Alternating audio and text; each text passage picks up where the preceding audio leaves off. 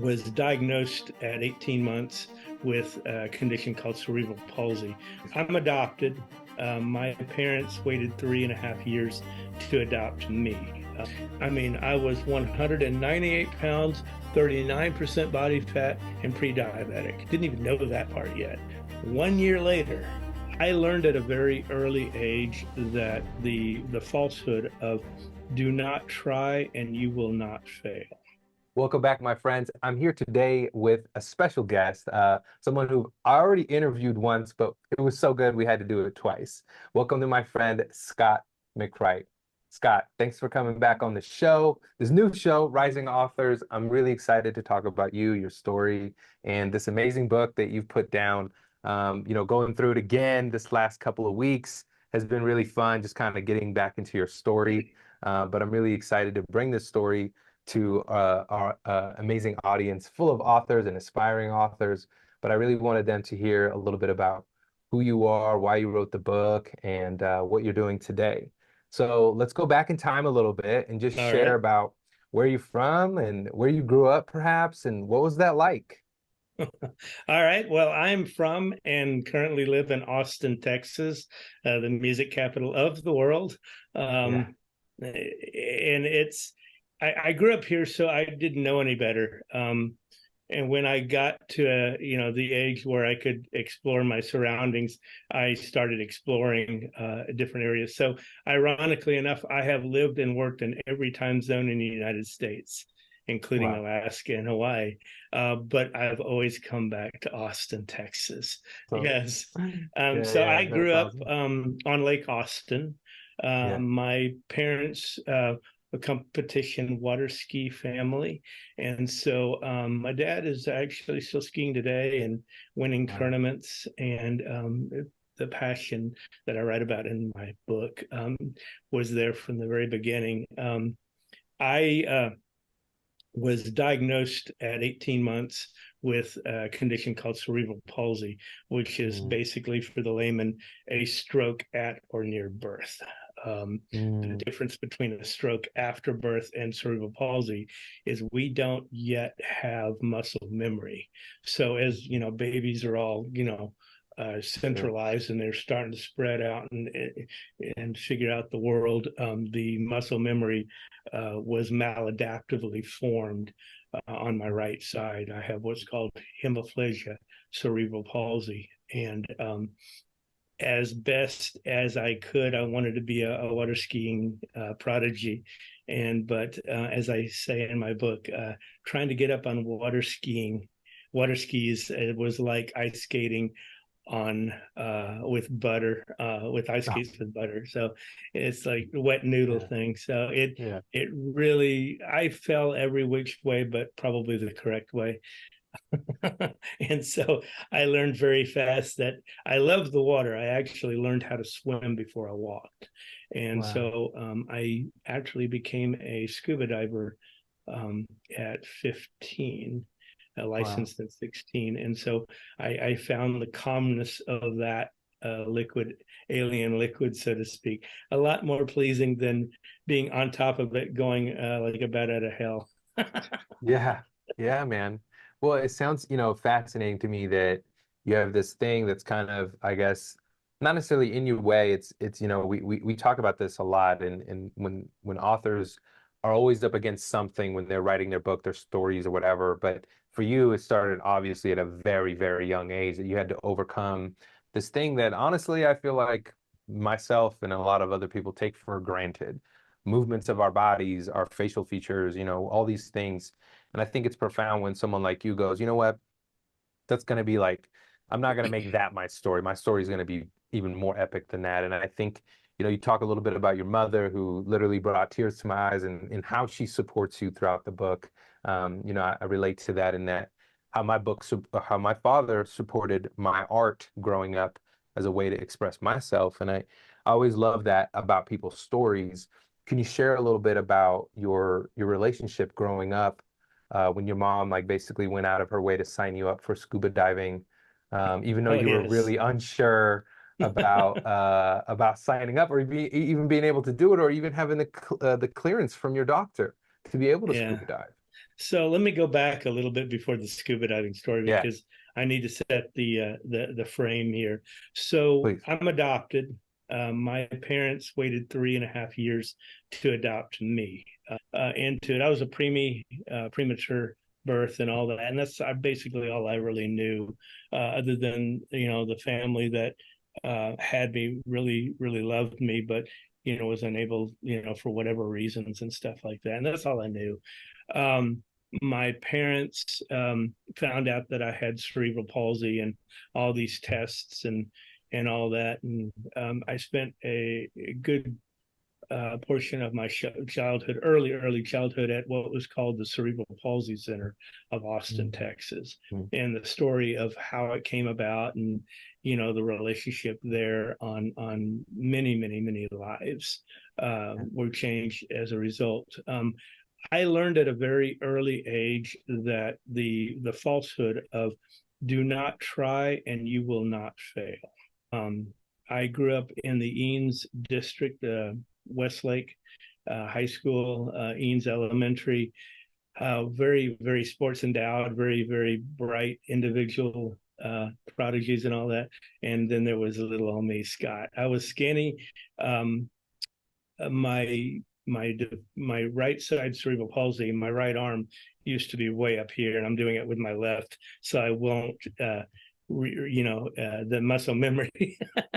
And so I gained a very shy personality, and just basically withdraw from everything because they were the adults. They knew best, and I couldn't do it, so I try.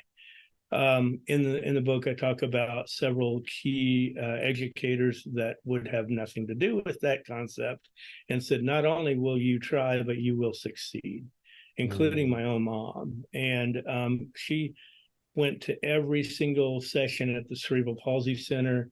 She watched every single doctor, interactions and stuff, and fought hard and strong. And the educators that I had to try to get me out of this mindset of I've already failed. Why do I have to follow through? I'm going to fail because that's what kids say to one another. The Yeah. vicious, mean, cruelness. Right. And so, unfortunately, that followed me around up until around the time of 15 or so, when and this is the funny part of the scuba diving. My mom came in one day and said, "Hey, Scott, do you want to sign up for scuba diving lessons at the Westlake High School?" And I really remember saying, "Oh, sure, Mom, sign me up." Like in my mind, going, "How the heck am I going to afford something like that? They're not going to let me do scuba diving, blah blah blah." But I only said that. She signed me up, and believe it or not, paid the $85. That was a lot of money back then, in A lot of money. Yeah. 1985. And before I knew it, I had to get a doctor's permission, and they said, "There's nothing wrong with your lungs or ears, so why not?" Yeah. And when I walked into the class, I actually recruited several spots in that class for friends and family and stuff like that, because I wanted to share these stories, share this experiences. It's like, if I can do this, what's your excuse, kind of idea. Yeah. My instructor Tom McCoy and Mitch Lambert, and I talk about them a great deal in the book. They didn't know if I could handle this, but they weren't going to stop me.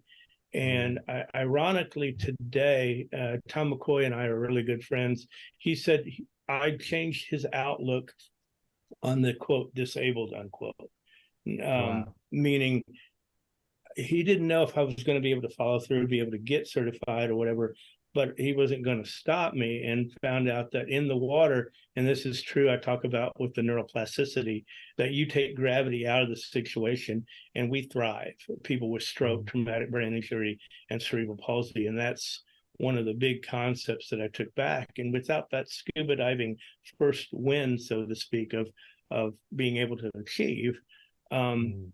this little Leo, a character in my book, by the way, a little lion called Leo that I relate myself to as a kid, wouldn't have been able to start roaring, so to speak. Mm. And that led to further wins, and I climbed up the quote scuba ladder. I'm an instructor now, technical dive instructor, cave diving, rebreather, mixed gas, very deep heliox type of environments. So I've gone completely technical with that, among other sports. Being an extreme Yeah. athlete, anything that has to do with life support systems, I'm on it. And I say in this book, it's probably a throwback of being a premature baby and being all this life support equipment as a little baby, Yeah. that it's like, ooh, this feels at home. Now, I don't know Right, any right, about right. but it's, anything, and again, I don't go into this haphazardly. I research, I'm an engineer. I have 4 degrees now, higher learning. And this is another irony, is I was told I wasn't smart enough for college, or I would never be able to handle college. And in the book, I actually talk about the struggles and triumphs with getting into school and maintaining and actually thriving in an environment. So and it's all about overcoming, and it's just not me. I give you the pattern to follow to be able to create that win in your life as well. I mean, my goal, my second book, so to speak, is coming alongside you, the reader, and writing your story of how you Mhm. overcame your insurmountable odd with these techniques. And so Yeah. it's Wow, been a man. thrill. And as I say, Yeah. I often wonder, all right, now what? This is cool. I'm just now started. Yeah. That's so powerful, man. I love your, your perspective and, how fortunate are we that we had some people, someone to believe in what we can do. And I think sometimes that's all we need to hear is just one part, one voice, right? And sometimes it comes from within, sometimes it comes from an external source, but either way, you still got to go through that battle yourself. Whatever it may be, whether it's a test, getting into college, jumping into the ocean, jumping out of airplane, whatever it may be in your scenario, you just kept seeing the potential and the possibilities of where you can take you, as opposed to seeing like this thing holding you back. I feel like you turn it into fuel. And that's how I feel like Yes. I've always seen my life is like, oh, me not knowing English, coming to America, that's actually an opportunity because now I can bring there's so many elements and language things from my own culture, right? Like we speak with our hands, we speak with very much Oh, facial yes. expression, right? Like these are good things when I add them to the language of the one that I'm learning now. So I didn't know that back then, but today it makes me who I am. It makes me unique. It makes me special. And I feel that, right? And so when I get to communicate or articulate stories or whatever, I bring some of that with me. And I used to think it was a hindrance. I used to think like, oh, I'm terrible at English until one of my amazing teachers, like in English as a second language, my ESL classes, she was like, your English is amazing. It's better than some people who are native English speakers. And it just, I would I just agree. feel yeah, and it was that switch. It's like, no, stop saying that you're not good at speaking English and say, my English is actually really good. And thinking from that perspective, and now looking back, I'm like, wow, what an amazing thing to say to someone young to get them to believe and like channel their energy into what's good as opposed to thinking about what's bad. And I love that you kind of not only bring that up throughout many stories, but you really have a shift in perspective. And that shift helps, I believe, the neuroplasticity that you talk about, helps like all of those things become more attainable. So let's go there a little bit. I'd love to know a So little bit yeah, more about your sort of urge to deep understand your own yes. mind and your neuroplasticity and and I love this idea that the ocean became, or like the water became a place where you can really start to free form yourself. Can you share a little bit about that?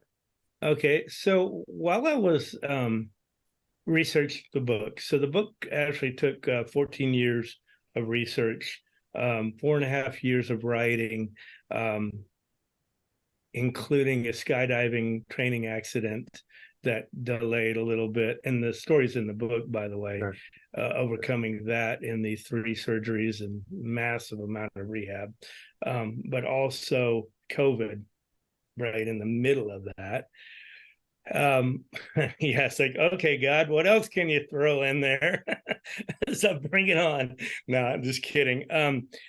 When I was researching the book, one of the partners that I have partnered with is a outfit called Napa, NAPA. They have locations all over the United States, in Sydney, Australia, and other folks. And I got to know the owner or the creator of Napa. And this is a place where people with kids with cerebral palsy go now. For their intensive training and, the neuroplasticity, building those pathways correctly. And I go into great deal on that partnership. So I'm in the Napa Center in Austin, Texas. Just had opened up, and Sarah is the general manager, and I'm sitting there watching in an open room these kids and the parents interacting and stuff. And this was far different from the Austin Cerebral Palsy Center. The Austin Palsy Center was where the parents and educators or whatever were behind a one-way mirror. And I talk about that one-way mirror in great detail. And then there's a playroom where the therapist would be. Well, but the Napa Center is inclusive, where you get the parents involved and all that. So I'm there, with my little clipboard. No, just kidding. I don't really have a clipboard, but, taking mental notes of this intensive, because I'm writing about it. I put that in the book. I mean, I'm coming alongside, and one of the parents comes up to me and says, "Oh, hi, I'm so and so. Yeah, I'm so and so." Said, "Which one is yours?" And I said, "Oh, man, no, sir, no, ma'am. I don't have a son or daughter here." And it says, "Oh, well, are you a doctor?" Says, "No, I'm actually writing a book on neuroplasticity." And their eyes popped up because they've heard that word before, especially in that environment. Says, "Oh, really? Well, what makes you an expert?" And I say, as softly as I can, "Well, I'm a former graduate of this program." Mm. And I watch them, and they look at their kid, look at me, look at their kid, look at me. And by that time I've said I'm an extreme athlete and, blah, Right. blah, blah, blah. So I've introduced myself before. And then they realize there's hope. There's an extreme hope to saying, hey, their kid that's barely able to sit up, and I was one of these kids. I mean, I had to learn all this techniques as a little baby and all that. It that emotional state, that in me and others, it's like, that's why I'm doing this. If I can relay that, hey, if you have cerebral palsy, or your son, daughter has cerebral palsy, what do you do as a new parent? I mean, that freaks me out, and I have cerebral palsy. And so I teach in the book of, these are the resources, these are the techniques, stuff like that, it's just not like, oh, your doctor says you have CP, let's go drill and pill you. That's not necessarily the answer. And Right. but so during the hours and hours and hours of intensives that I've witnessed as part of my writing, because I had to explain how I went through this. And remember, I'm a little taught, so I'm writing in the taught voice, so to speak, but I'm also writing as the therapist or the adult now, and say, this is the reason why we did all that.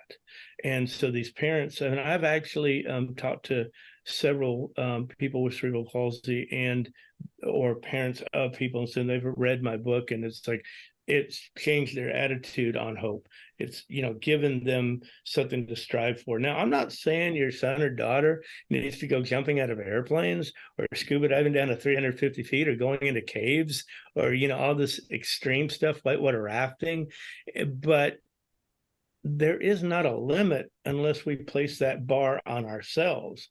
And in that, I'm a bodybuilder, a power lifter too. I mean, I have to keep my body tuned to all this too. But I love being in the gym and somebody coming up like 9 times the size of me, and it says, "Man, you have more determination than I could ever have. How do you do this?"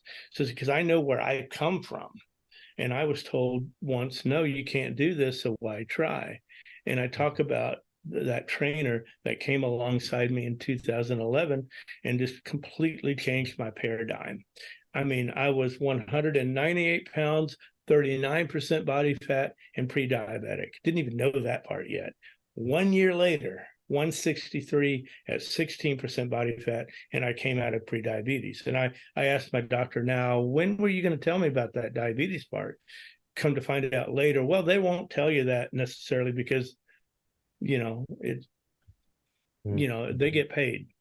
And again, I'm not a conspiracy theorist, but I'm saying there's a better way to do this. Neuroplasticity, get those neurons to fire properly, get the body to function properly. And now I still have limitations because of my cerebral palsy. It's not a cure, but I've lessened the spasticity. I've lessened the ability. I had to learn how to walk all over again when I started in 2011. That was humbling. Right. The fact that I'm doing it all wrong. Stop.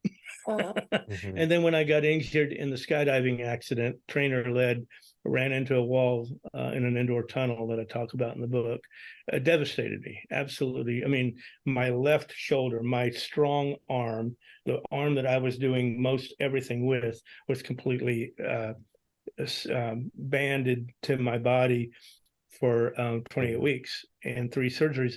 And the ironic part is I talk about in the book constraint theory, restraint theory, about restraining the dominant arm to get your recessive arm to do its thing. In this case, I had to take my own final.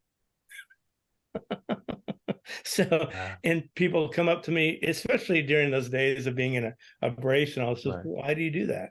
You've started over 3 times now. What keeps you going? And I said, I have to. I really have to. Yeah. So made a stronger witness.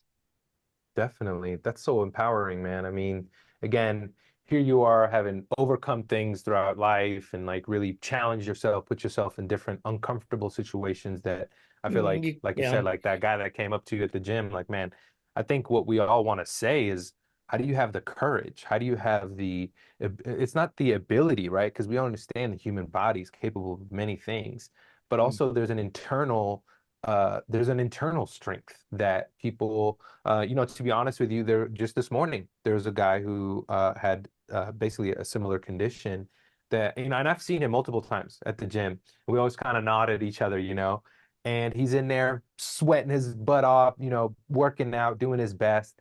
And it honestly, when you see someone like that, to me, it humbles me, right? Because I have, or at least I think I have, like these almost unlimited resources with my body. But then at the same time, and I'm kind of like, I don't think about it as like, oh, this is a special thing. And then here's someone who's making it special. He's churning it into being special. And that just means so much, just looking at that and seeing the courage and seeing like how hard he's working at it makes you work hard. It gives you hope. Again, it's like you said earlier, it's like, what's your excuse, And I think there's something about that. Again, it just really shows me that people don't necessarily, like you said, the only limit that you really have is the one you put on yourself. And if we can get free of that, and with the help of others, trainer, whatever it is, put yourself in a position where you can become free of that. I think that's a whole different layer. But you do such a good job by talking about neuroplasticity in the sense of like how just doing simple things, right? It's not just the deep science of it, because obviously you went through and understood it and learned a lot about it, and educated yourself. But that's another side of strength, is that sometimes, like for me, dude, I didn't like growing up reading, coming from the Middle East, like don't know the language, reading out loud, like I was terrified. But at the same time, I also knew reading was the freedom I was seeking. It was how I was going to be able to speak and clearly communicate my ideas. And I knew that was really important. So going in and just going to read by myself was like overcoming something within myself, right? Telling myself that this is something I have to do and learn if I wanted to succeed in life, right?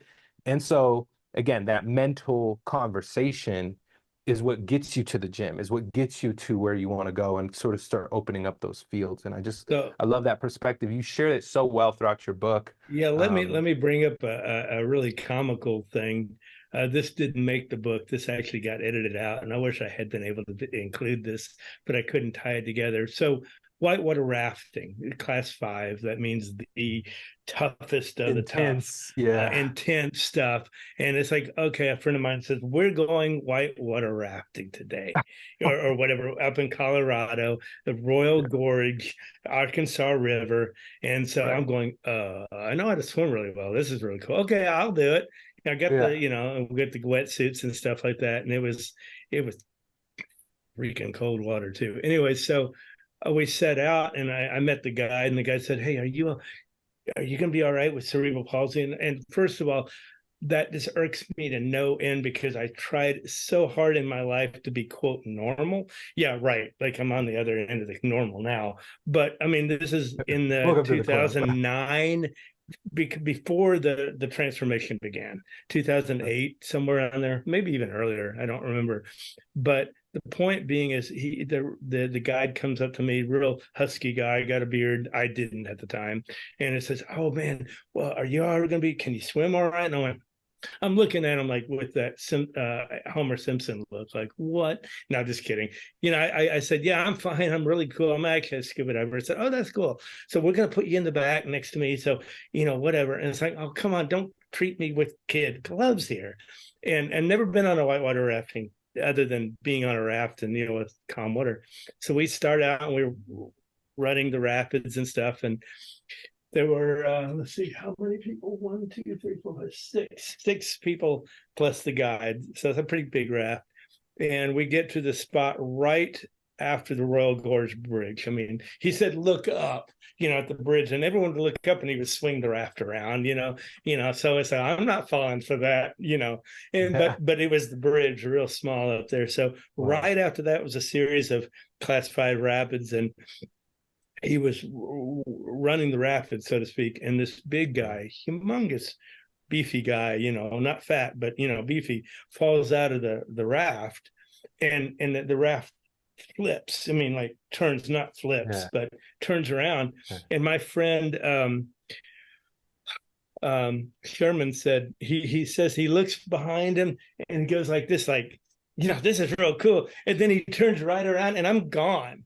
And he says, "It's like Star Trek. You were beamed right out of there." Yeah, right. I apparently was trying to get my foot underneath the raft to hold on, Right. and Tuck when it it. spun around, I went overboard. Wow. I don't remember going overboard. We had helmets and all these life, Wow. the Yeah. pads and everything.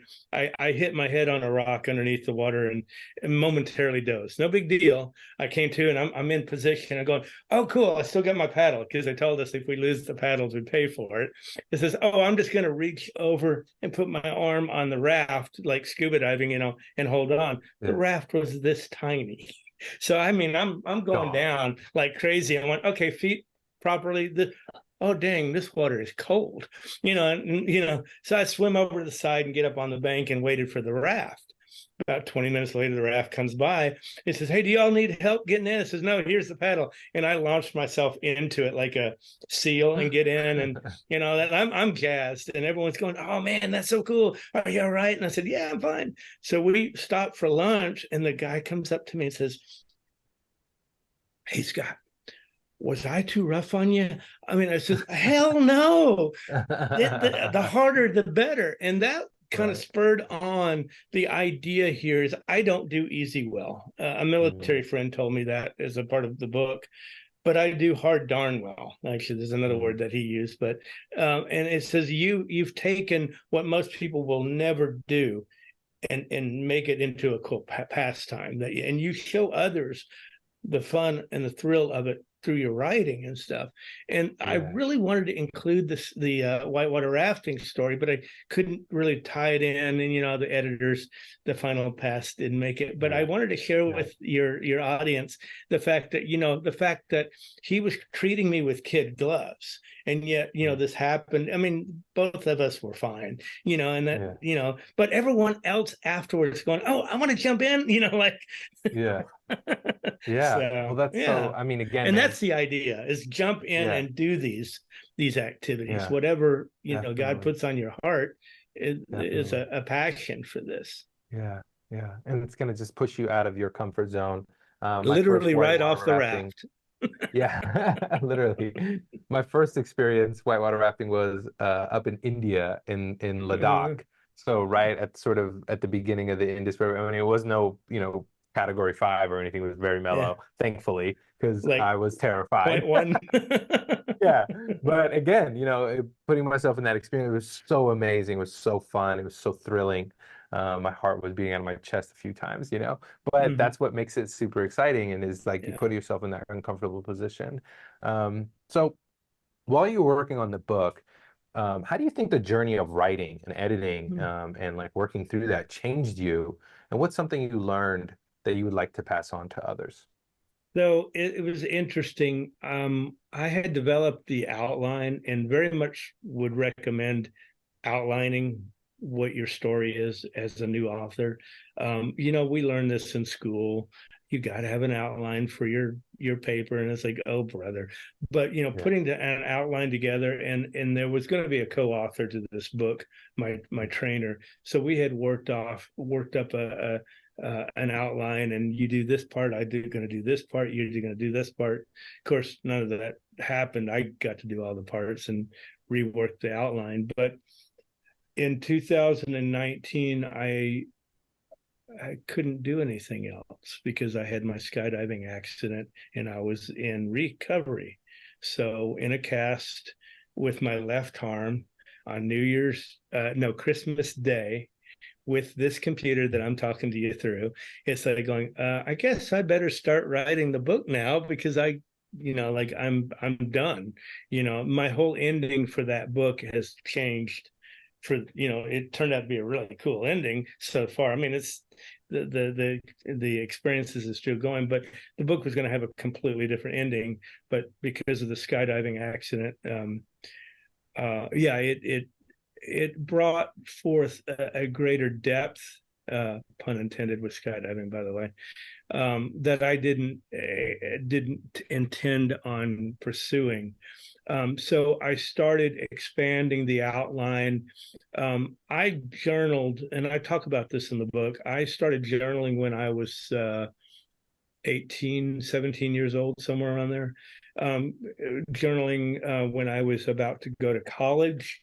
And I talk about that in the book, so I don't want to spoil the story, but I have, and that's what all those books up there are. And funny thing is, I had to go back and do extensive researching on various points in my life and my early childhood, and going back and getting doctor records. And, I became an investigative reporter, so to speak, on my own life. And so filling in these parts, the writing took, oh my gosh, 4.5 years because of expanding the stories and all that. And then the rehab that I was going through with the accident was in real time. So the raw emotions, and I had a system of advisors that I strongly encourage you as a writer, especially a memoir or an autobiography type, or something that you're researching. Have a set of people that can act as your upper and lower control limits, we say in engineering, something to keep you in the rails.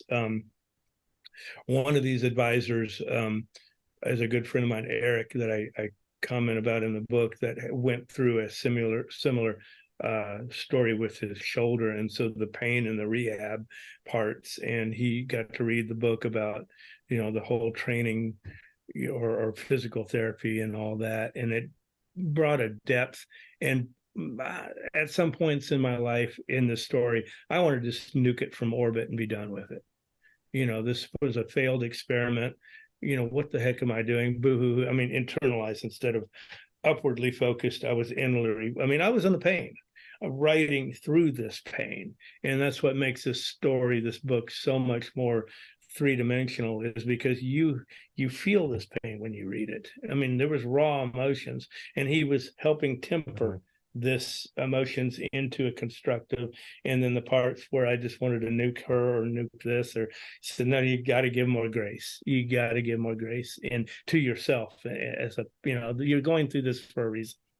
The adoption story, for instance, in my book, I'm adopted. I was able to grow in so much of that because of this accident, because I was researching this angle and all that. And although the cerebral palsy in my birth and adoption didn't have anything to do with one another. I wasn't diagnosed until after. Nothing my birth mother, nothing my birth father did. That's the nature of cerebral palsy. It's a stroke. It's nothing that happened, but it was still finding out where I came from, where and siblings. I mean, it's a fantastic story of survival, and not only survival, but growth. And so when you're writing your own book, one of the tendencies is to go off on squirrel trails or rabbit holes or whatever. You really can't, because your editor, if you have a really good editor, will pull you back. Like the whole thing with the whitewater rafting would have been a great story to put in, like the Grand Canyon. I've climbed rim to water to rim, and I have cerebral palsy, and that made a good story because I talk about the techniques and the adaptation and all that. But we couldn't quite tie it in. But it was a great story that will be a talk. It is a talk today about overcoming the fear of water. Like skydiving. The reason I got into skydiving, it wasn't because, it's a perfectly good plane, I'm going to go jump out of it. It's more like I was scared of heights. I wanted to go skydiving. And by the way, don't tell me I can't go skydiving. Yeah. It's sort of like that. Yeah, like, the exposure to the fear itself. Yeah. And then how to overcome it, because it's and I'll be that's back how in you the air, strengthen the by the way. warrior. Yeah. Oh, no doubt. It's just going to be a matter of time. It's no just doubt. going to take a great team to come alongside, and that's it. You can't do this alone. You shouldn't do this alone. And I talk about it takes a village to raise an author. Yes, exactly. That's why we started like the Rising Author community. That's why we do all these things now, and like why I'm like sort of and I rebooting my actually consult with podcast. other authors now to bring that story. Like a couple of people with cerebral palsy, in fact, have read my book and employed some of the techniques in my book. Can't say all, but now they're going to write about it, and they want me to help them do that. And by the way, I used a couple of other authors that have cerebral palsy to write about my story and help gain that. One that climbed Mount Kilimanjaro and was the first cerebral palsy guy to do the Kona Ironman.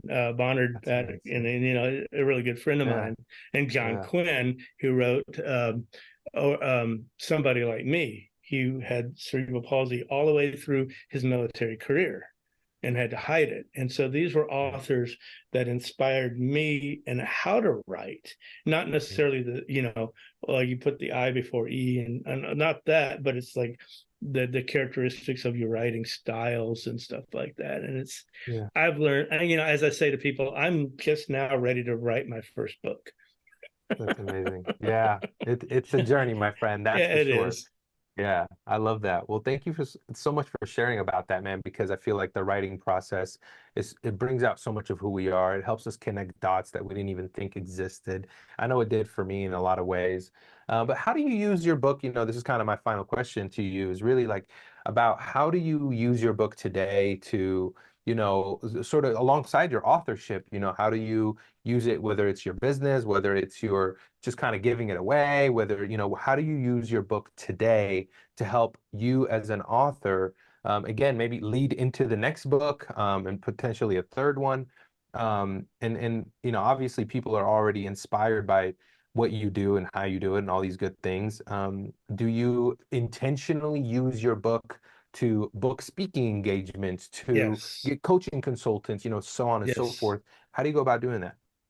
Well, that's a good question. Right now, it's like building that base. It's like the intention of writing this book was to sharing the techniques and the hope, that there is hope and stuff. But I've gone out. My first speaking engagement actually was to 200,000 people in Fort Worth. And it was, I think, 3 weeks before my book came out because the launch date of my book was delayed. So here I am presenting through Zoom, to a live audience. They didn't tell me how many people that was, but it was about 200,000.